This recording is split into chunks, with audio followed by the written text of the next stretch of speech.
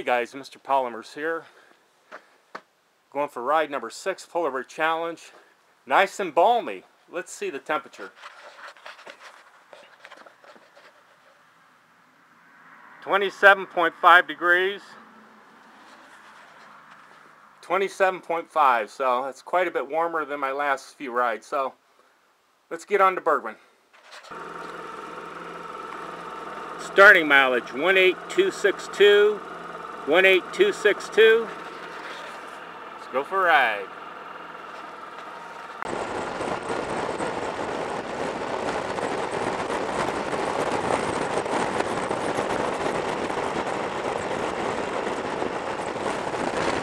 Okay folks, Polar Bear Challenge ride number 6. I thought I'd get a ride in. We have a winter storm warning for tonight through for Wednesday night. Supposed to get anywhere from 6 to 10 inches. That's kind of curtailed some of my traveling plans. I had planned to go up into Michigan, but I think I'm going to hold off till next week. So we're starting to get close to the end of the PBC. I think it does end February 15th, if I remember. I do hope to get a few more rides in. Anyway, I've been going through my own problems with my teeth. I had a permanent molar on my upper right side removed last Friday. Well, a week prior to that, my dentist was going to do a root canal. But after examining the tooth, he said it's cracked. So the only thing we can do is remove the tooth and just go toothless, which is not what I'm going to do. You can do a bridge or do a permanent implant.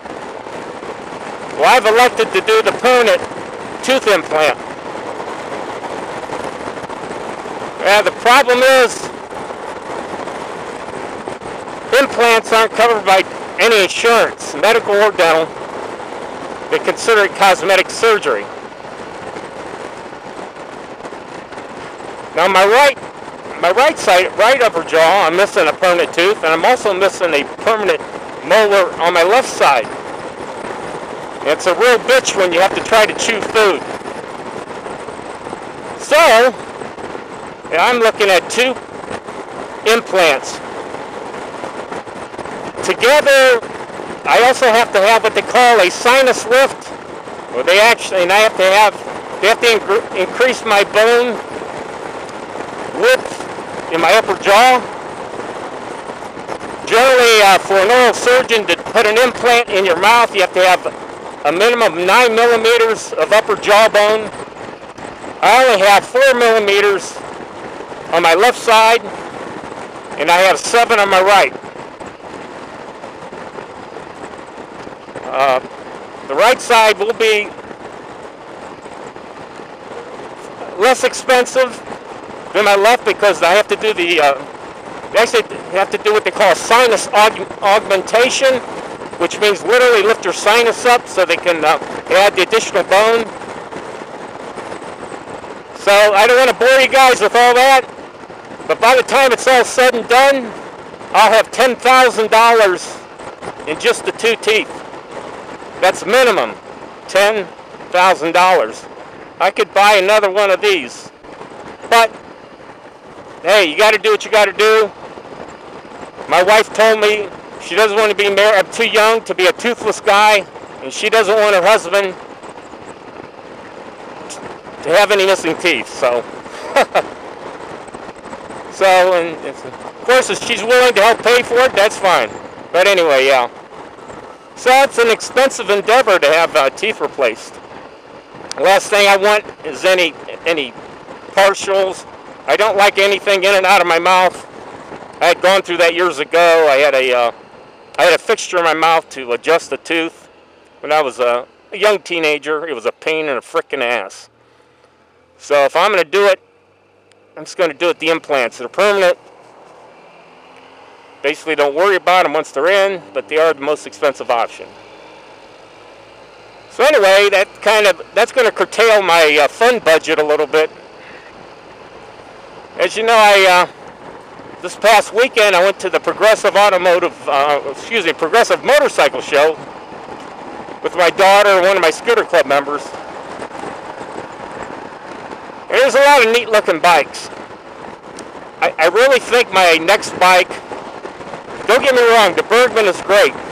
The Bergman, this is probably the most comfortable thing you're going to ride in this size. I mean, I was on all the sport touring bikes there, and nothing compares as far as comfort to the Bergman 650. However, I do have sort of the wild side of me. I do like to go a little fast, I'll admit. I like to have a little power under the hood. And I also get bored. I'm known, quite known, and it drives my wife nuts. I don't keep anything for too long. In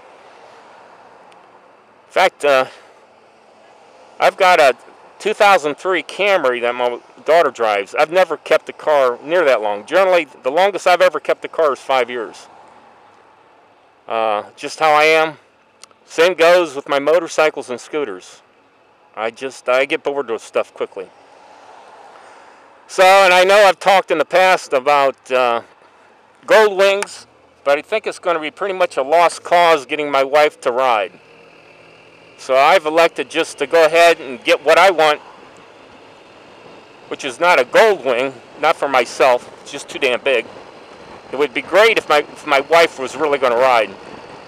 So I'm probably looking at the FJR, the Kawasaki Concord 14,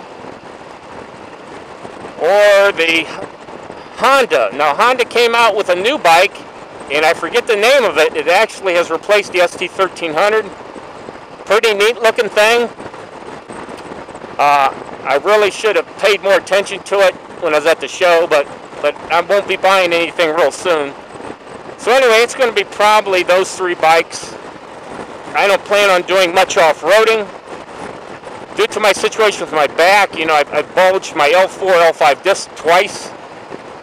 So to prevent that, you got to minimize any jarring in the back. Even when I do the treadmill, I jog, but I do it at the lowest setting. And one thing I will not do is jog on asphalt or concrete. That's pretty hard in the back. And any of you guys have had back problems, you got to minimize any jarring. So anyway, that's just kind of my thoughts on this PBC ride number 6. Yeah, if I had Jay Leno's money, I'd have a fleet of motorcycles, and I'd take a different one out every day. And I wouldn't mind getting, if I had a lot of property, again, I would get a dual sport and just take it easy, but it's just not the case. Most of my riding's on the street, so it only makes sense to get a sport touring bike. I do plan on doing some long cross-country rides. That's if my wife doesn't kill me first. She blames me for doing stuff with not including her. I'm sure all of you guys that are married get that kind of flack too. A little cold for the, well, I guess the Amish would ride in this weather.